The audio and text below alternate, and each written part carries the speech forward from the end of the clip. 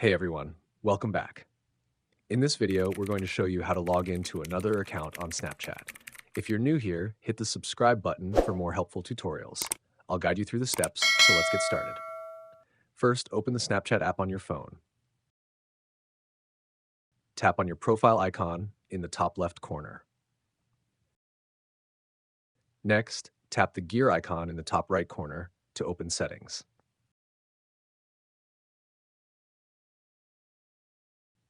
Scroll down and select Log Out.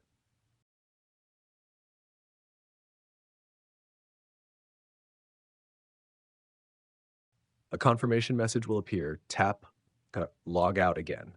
Now you'll be taken back to the login screen. Tap Use Another Account.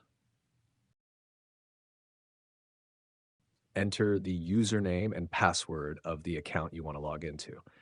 Tap Login and you're all set. If this video helped, like and subscribe for more quick tutorials. See you next time.